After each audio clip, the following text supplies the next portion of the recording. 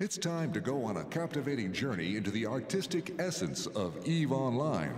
Please welcome to the stage CCP Benson and CCP Bluescreen.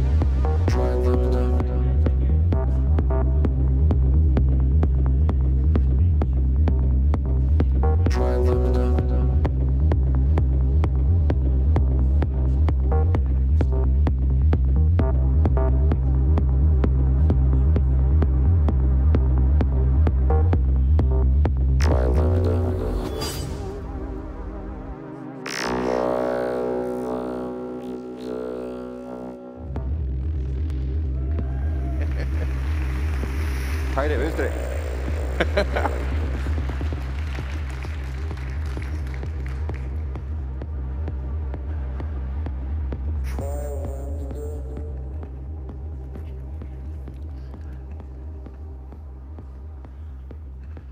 Hello, Fanfest. Jo. Thank you for a great couple of days so far. Thank you for a great pop call yesterday. Anyone from Team 13 here? Team 13? Yes. Nice. Okay. I am CCP Bluescreen. I'm CCP Benson. And yeah, it's great to see you all again. Back at Fanfest.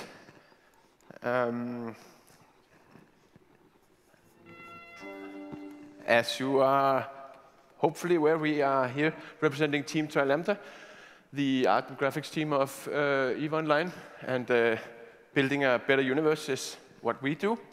So 20 years ago, this is how it all started.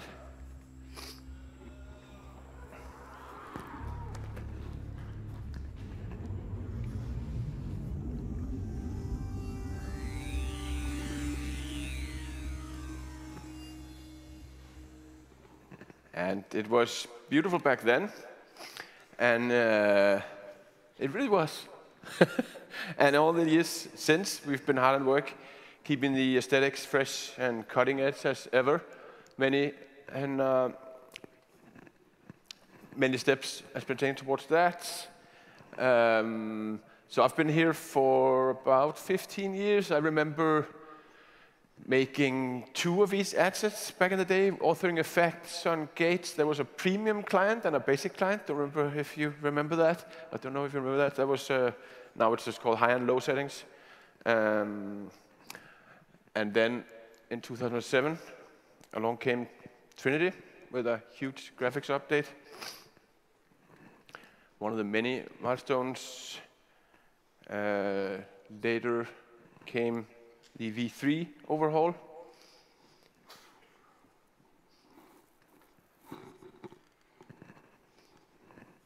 And that soon moved on to V5, where we introduced the PBR-based shaders, updated textures, and this included many major polish to textures and yeah, shader updates. We quickly moved on to V5++, where we reintroduced the 4th material that we lost in the initial PBR conversion. And we also added the adjustable dirt maps that we have today. And then just recently, we gave Eve another all-around polish with what we called the Delete the Gray initiative. And so with these and countless other updates, shader developments and model texture updates and effects updates, tech additions, and with the ongoing ship redesign initiative, we continue like with the Rifter here, getting its new recent update here and refined design. So from 20 years ago until today, looks something like this.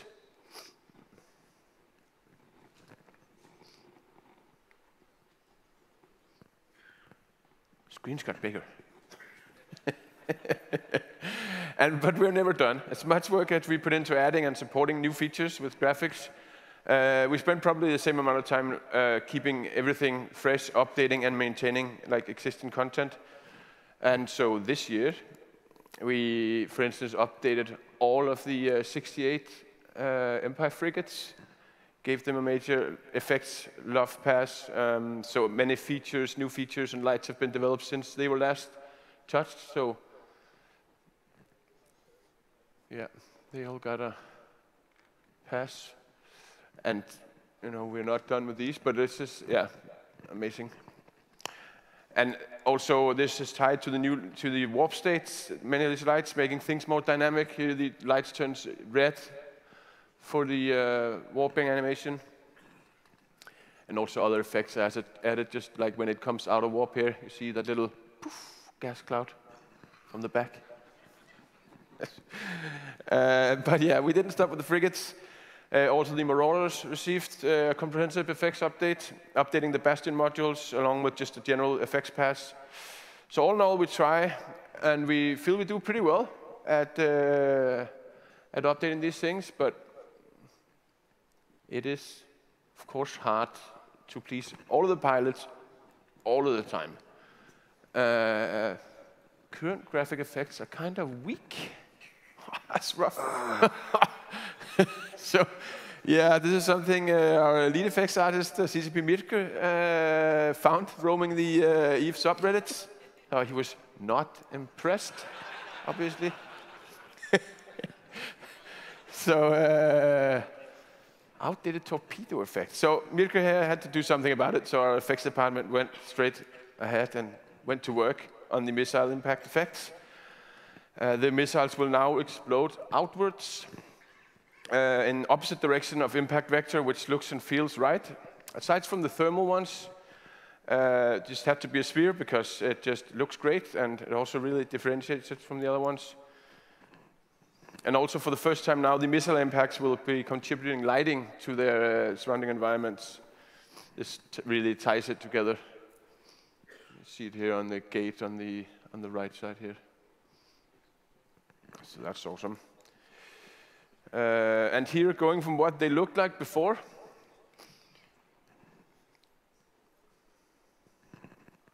gameplay readability of the impact should now be immediate, like through the shape, language, and visuals. So it's super important that you can tell the damage type of whether you're being hit with kinetic, explosive, electromagnetic, or thermal missiles.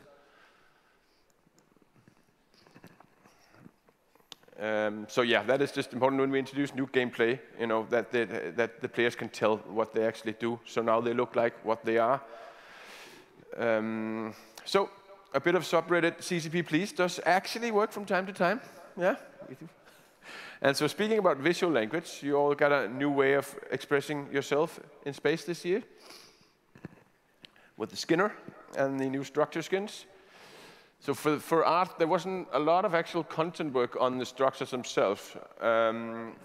Many of us, the upward structures that we have included in this were ready for this. There was a lot of technical work, so our graphics programmers were more busy probably than us. In this feature here, there was a lot of stuff to integrate the space object factory and make this work with that. But for us, it was more about looking at palettes, material areas, what material areas to use and what not. And materials, just like the different types of materials, color shades, building a library for this, basically.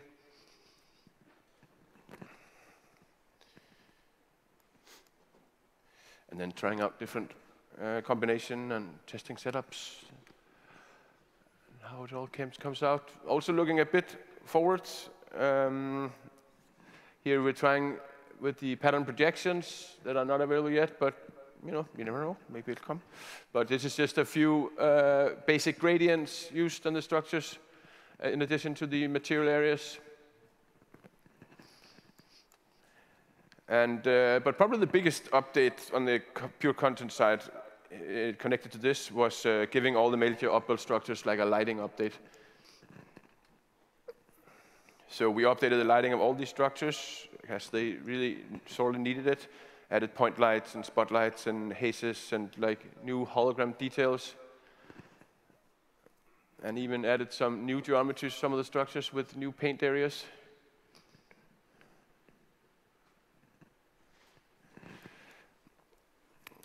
This was partly done simply because that we really needed to do this visual update to the structures, but also to facilitate any future possible customization of the lights of structures. By getting this up to date, we are opening up for the possibility of a future where lights is part of your structure's color palette. And that is super nice. So your lights really should match your structure's color palette. And there was a lot of tech involved in making this work. So again, yeah, a lot of work. And on our graphics programs for this. But quite often, art is very dependent on advances in the graphics tech. So you just had a presentation on engine. And they, of course, let us do a lot of stuff we do. Last year, we talked about the improved LODs and meshes and the improved LODs and textures. And also LODing on subship objects like turrets and more stuff like that. And this year, more awesome advances have been made.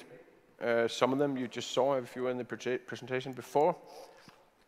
But there were other things, like historically we've been packing all of our 8 in-game textures into 3 compressed DDS files. This means that each texture often gets a single channel to live in, which does not help its quality. Can impact it quite a bit, but that is no more. Now we no longer pack our textures, we simply compress them into 8 individual DDS textures. And this gives us some noticeable quality improvements for sure. And it also means that we can go in and remove individual textures, and that makes more sense now. So, so that's actually also what we did this year. No more static occlusion maps. Now this is something that we've wanted to do for a long time, and with the modular hangers that we've been rolling out and releasing, this has really become evident. So SSAO, that we need some dynamic, ambient occlusion. And we got this with SSAO, and finally killed off the static occlusion maps. And also for like our more modular approach of assembling scenes and environments, this is super important. And here's a few examples. This is from the Abyss here. You see on the big rocks here, they don't actually have ambient occlusion maps, but with the ambient occlusion comes in.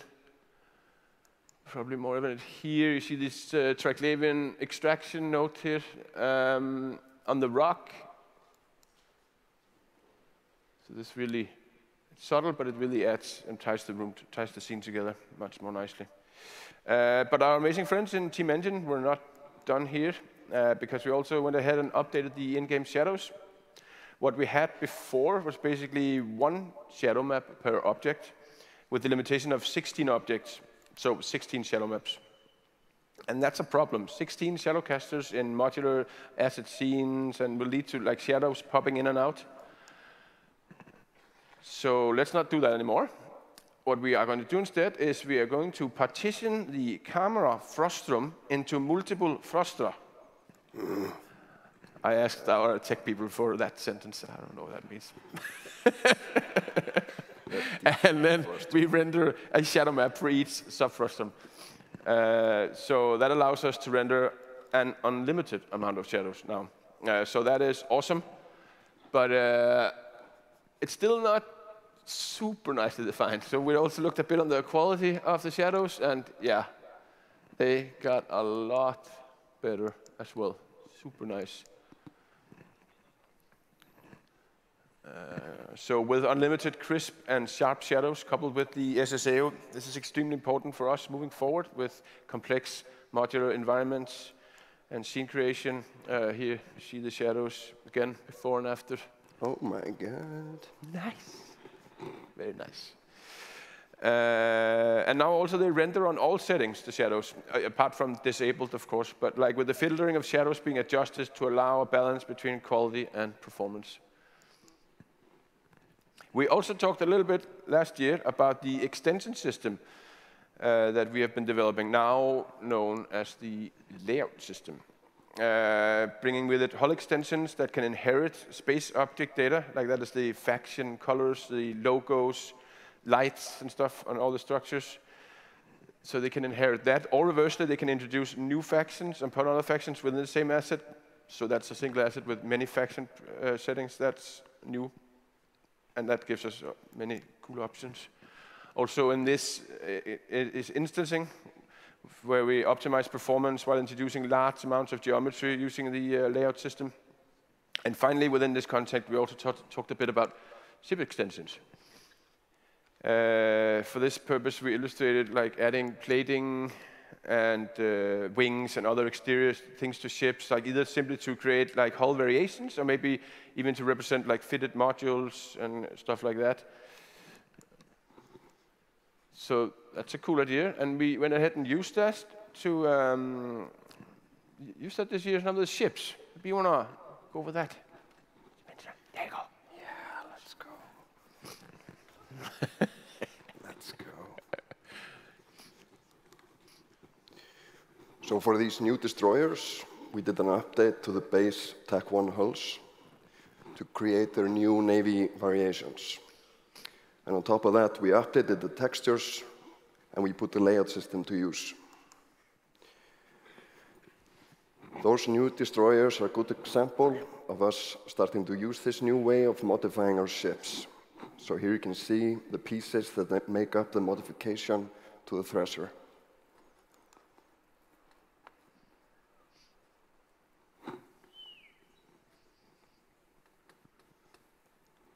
So textures being updated, parts added to change the silhouette, and then topping it with a camo pattern.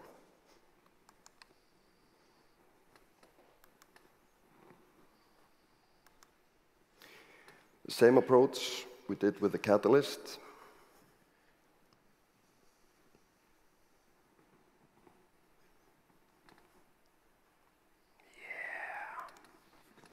Yeah. Nice, nice. Same with the courser, textures, parts, and for the first time, a Mar Navy camo pattern.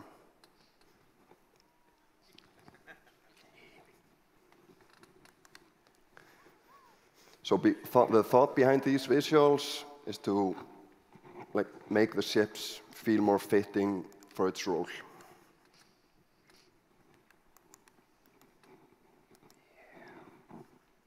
And the last but not least, the cormorant. So obviously, this is a fairly recent hull, and the base didn't need much updating. But, you know, a little bit meaner. So more plates, a little bit more beefy.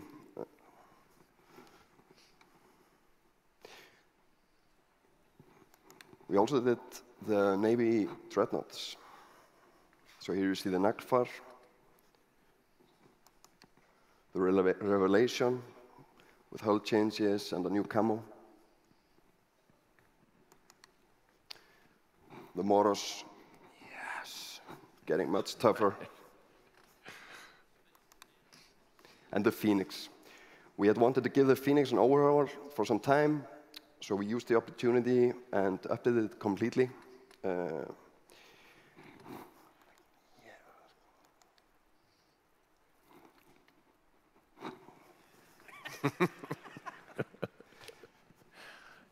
So this collection of ships gives you an idea of where we're heading with modifications to our ships and Tech 2 variants in the future.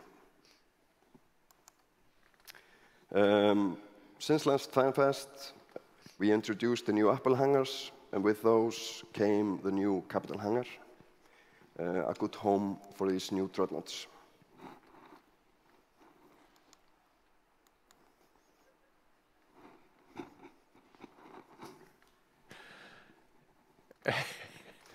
Yeah, I think we need to restart the presentation. I think so. Can we do a quick restart?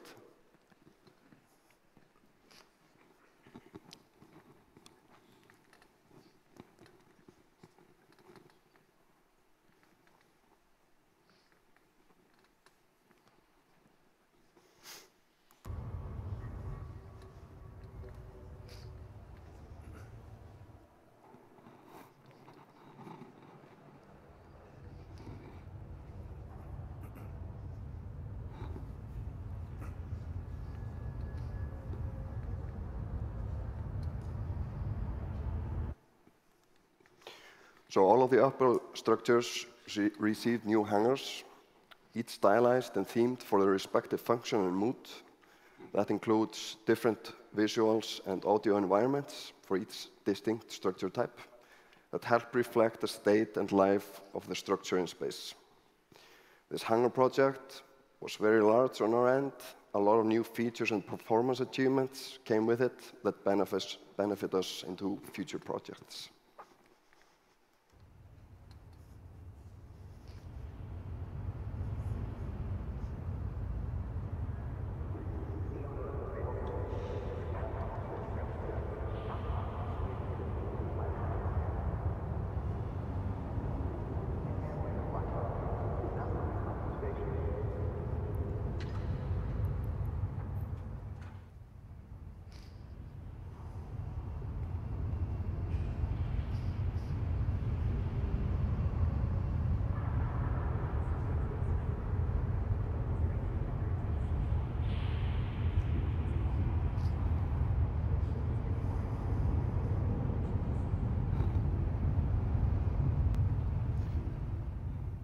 So trying to emphasize the difference in the interior to reflect the outside look and function of the station.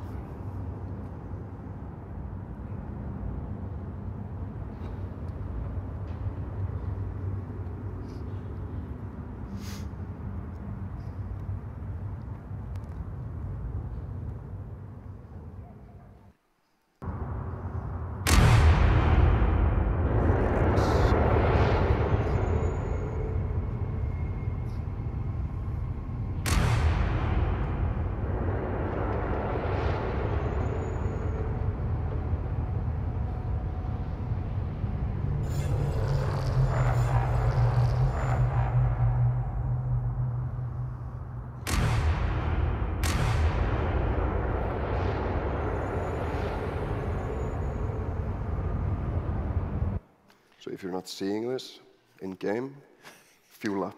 Yeah. So talking about that, could we again drop the Jita backdrop? I think it turned on when we restarted the presentation.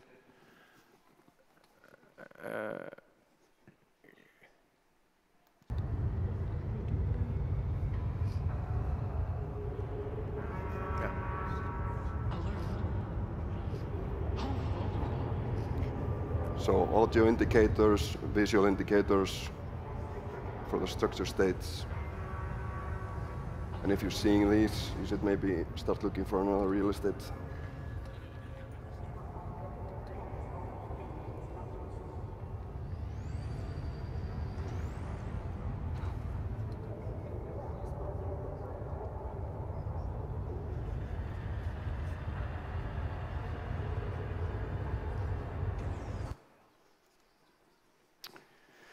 So when we were looking at this hangar project, we very much kept the Empire hangars in mind.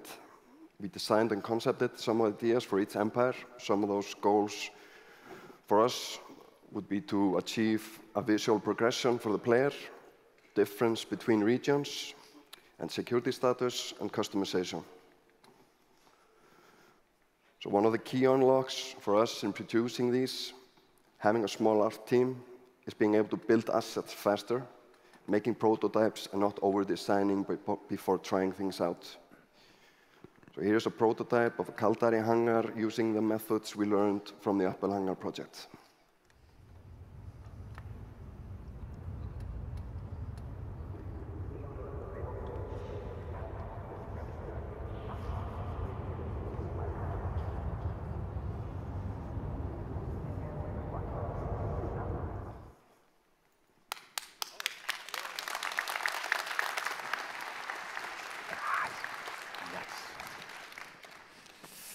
Yeah, sweet.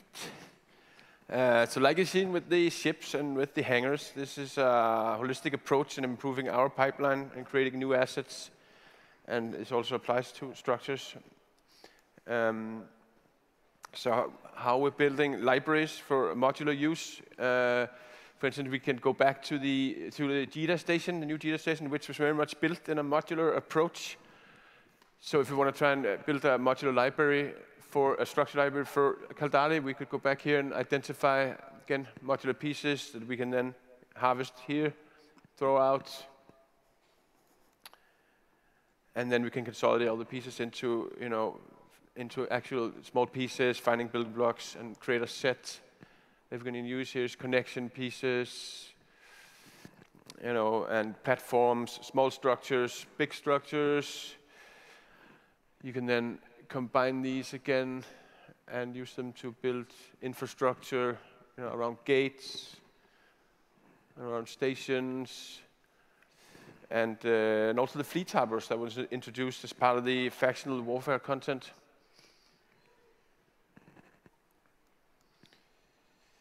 And this method gives us, ways to build quickly and by using ready-use assets that fit together. And so here we're using the Minmatar modular library to quickly build a Minmatar scene. This is for this is a warzone plex for the Minmatar warzone and the factional warfare.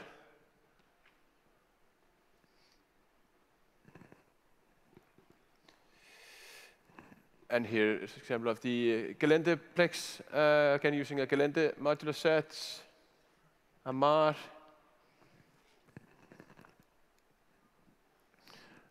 and Kaldari. So it's super nice to have these sets, like a lot of new assets available all of a sudden. And also for the factional warfare content, we use these to create the battlefields. And this modular approach is really key for us. Like with a relatively small art team, this makes us able to build varied and complex environments, in a reasonable time and iterative pace. And it's not just environments like these where we can use these modular sets and where they're helpful. Also, in more complex and unique assets. From the factional warfare campaign is an example.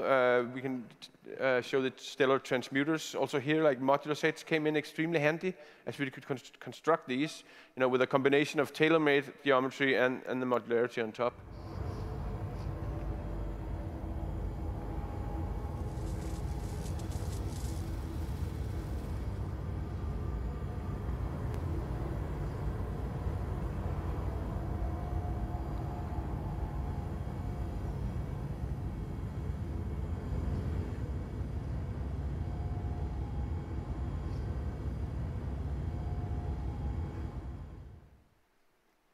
Those are cool. And in much the same way, we'd also construct the shipcasters, which is also a mix of custom geometry and the Empire modular pieces on top. So this way, we've added quite a bit to our environments the last years.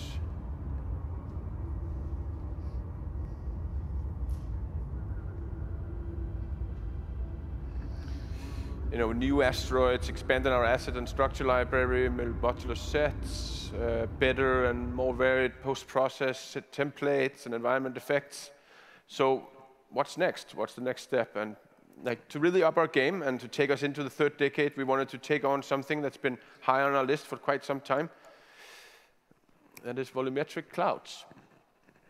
So now we have clouds in EVE, many clouds, but historically they all been representing clouds. We've been representing the clouds and smoke as static images and particle systems. The most obvious example being our nebulas. Those represent clouds, but they're static and 2D as it gets. But obviously we have clouds and smoke that are more dynamic and voluminous. Such as scene clouds, fire, smoke, and many other effects. But basically, they're just 2D images. Obviously not always static, but using texture atlases and color ramps and particle systems, camera-facing particles, and various shader tech. You can manipulate the 2D images and mask them together, and you can create something to mimic cloud and smoke. Like here on one of our Minmatar stations. So that's basically what it is. The images facing the camera, and within that, some shader tech happening.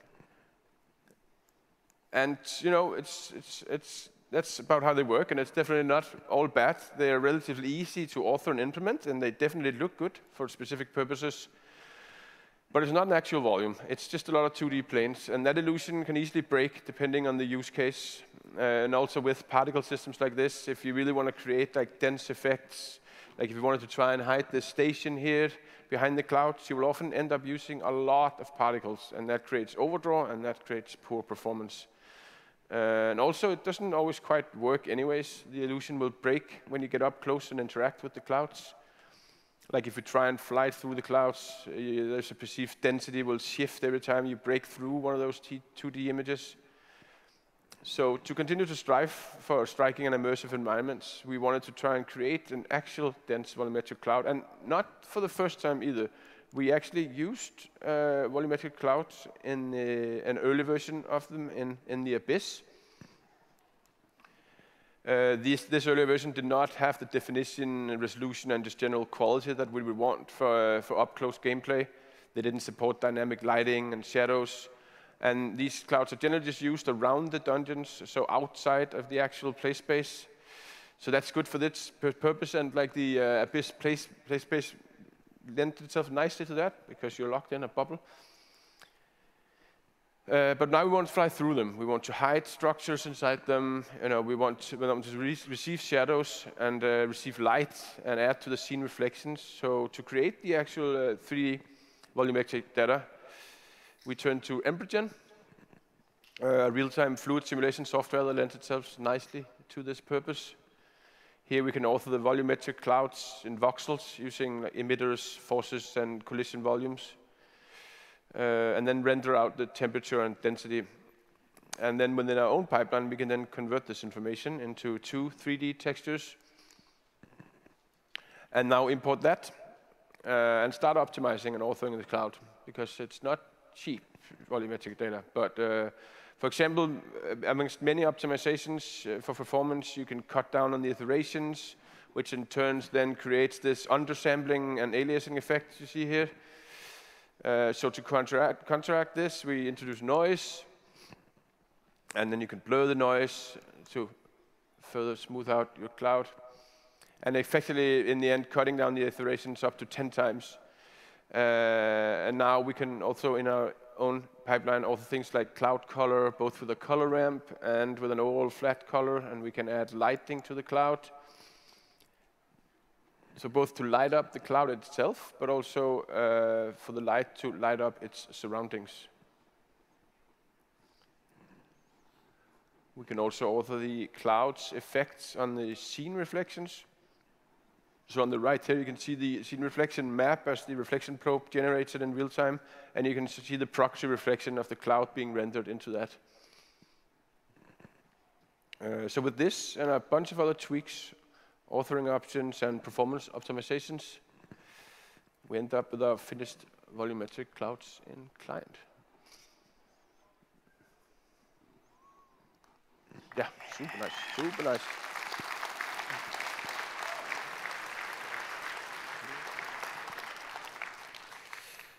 And we ended up authoring somewhere around 44 of these new volumetric clouds to initially use in the Homefront environments. Yeah, so let's take a look at that. Came out amazing.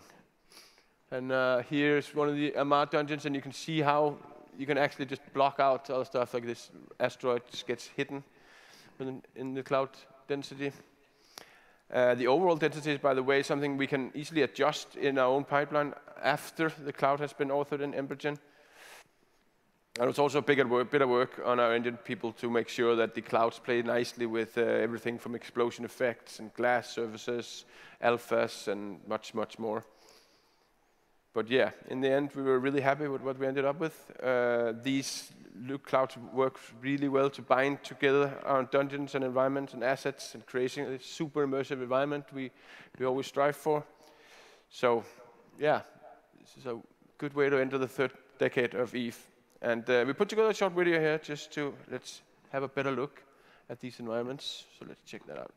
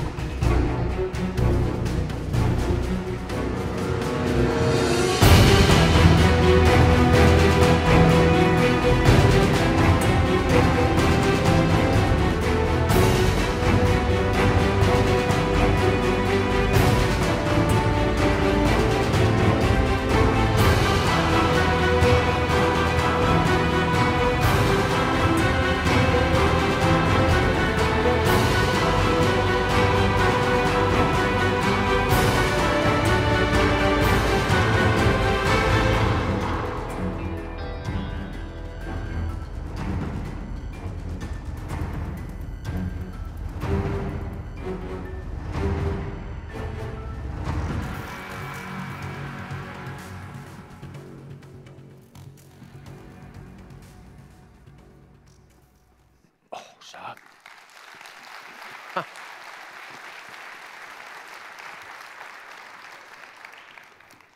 Wow. So go blow some stuff up inside volumetric clouds. Oof. Nice. So clouds. With further use of our volumetric cloud tech, we wanted to try and create a new environment centered around clouds. Key points for this new environment were bright, cloudy backdrops with a feeling of danger, with contrasting, ominous Jovian structures. Kind of the opposite of our current abyssal space. We went into our archives and dug up some environment explorations from the past. Some of those were based around exploration into old Jove territory.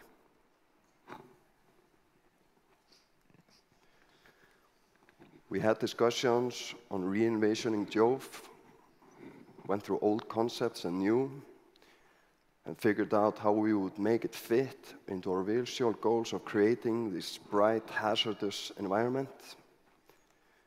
Because when you're dealing with Jove, it's easy to slip into dark and moody visuals. So a bright, disastrous environment nebula was created that pushed us back onto target, getting us closer to the feeling of being in a disastrous sandstorm. Here you can see the new nebula of Sarsak. The scenery needed new assets. We wanted to place ourselves in a certain age of Jove. That age has its visuals based on oily, sleek metal and primitive shapes, like the current dormant Jove Observatory. We wanted players to discover this new region of Sarsak through a puzzle of finding new gates, which would lead them closer to Jove. Here's an early exploration for those gates with a very organic and aggressive look. Another one, more simplified and structural, feeling more organized. And the final one, a blend of organized bent oily metal on top of a very organic interior, hinting at a more sophisticated Jove age with its shit figured out, at least on the outside. A lot of detail got crammed into this asset using our extension system, letting us go a lot further in detail than previously possible with our old assets.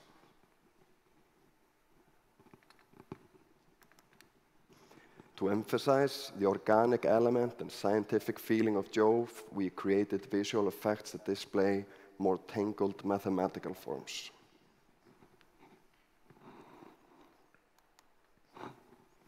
So, the first asset into this new region, the gate, a visual target for Jove space assets.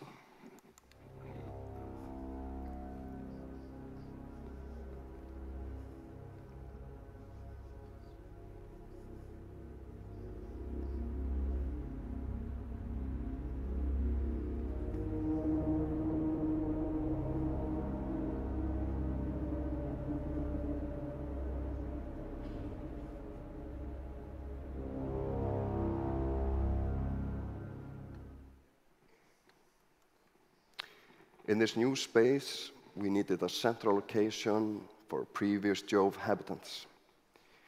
Here are early explorations of such a structure following the same ideas as with the gate. Another idea for this structure, and the final one. An inactive Jove puzzle piece, one of the largest known structures in the game.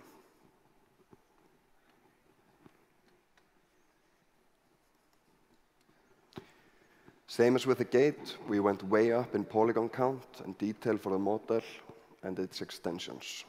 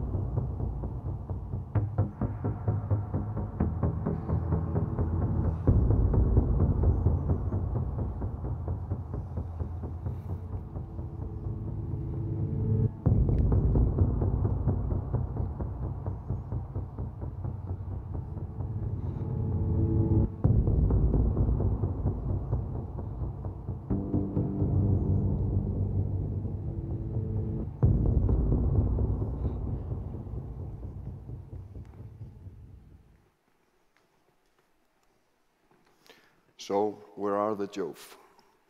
There are no signs of them in this new space other than they're barely working and abandoned structures that seem to have been kick-started by a newly surfaced faction called the Deathless. The Deathless is a new faction for us. They're a hybrid faction mixed together with the Kaldari and Minmatar empires. Their look is based on mixing the best functional parts of these two empires and fusing them together with their signature exoskeleton technology and a lot of tubing. So they attach components together to get the best out of both. With this new faction, like we did with the Troglavians in early days, we were imagining how the Deathless might look and feel if they would do a takeover. Because they are not only bound to Kaldari and Minmatar hardware. Here are some work-in-progress ideas that show modifications to the Apple ship platforms. So, a modified small ship platform, modified by the Deathless. And here you can see it hooked into Deathless technology. In the same way, changes made to the medium ship platform. And held in place by the Deathless signature exoskeleton tech. This is a bit of a sneak peek for what Deathless could become. As Deathless move on with their exploration of Jove, they realize that more hands are needed on deck. So they send out an invite to a proper pirate party. An invite is sent out to the Choristas and the Angel Cartel. To bring the Angel Cartel up to par with the Choristas, we revisited the Angel Cartel design language. Here are some of those ideas. This is a new Angel Cartel destroyer design, sleek and aggressive with its iconic cockpit area, and plenty of turret hardpoints. Here is the Angel Cartel battlecruiser design, same sleekness and aggressive pointy bits, equipped with a similar cockpit design.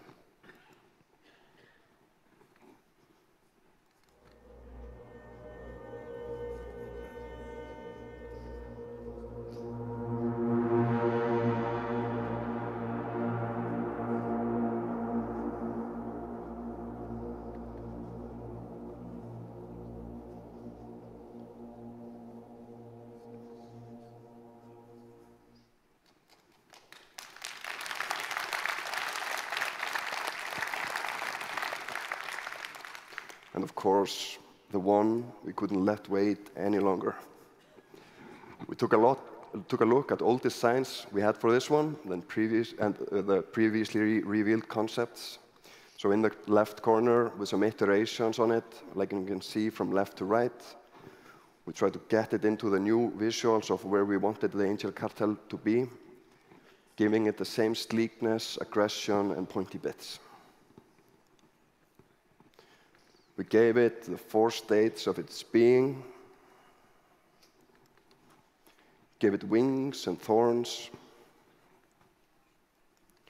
and its final beast-like form, the Angel Cartel Titan.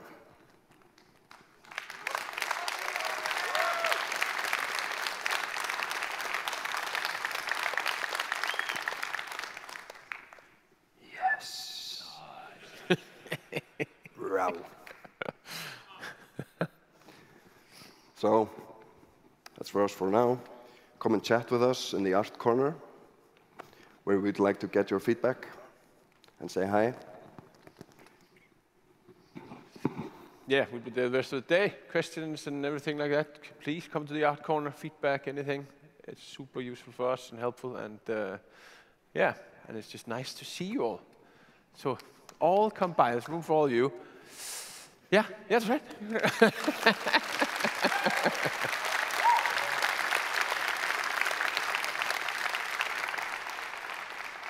Click it. Yeah. Oh.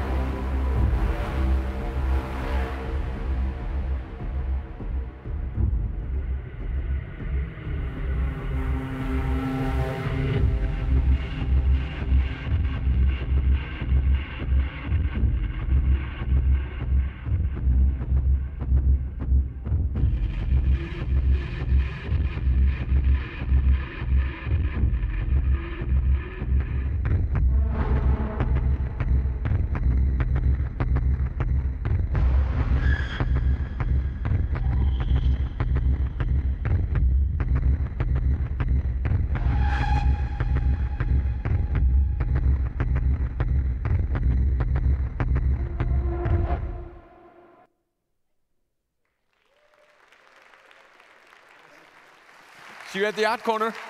Thank you.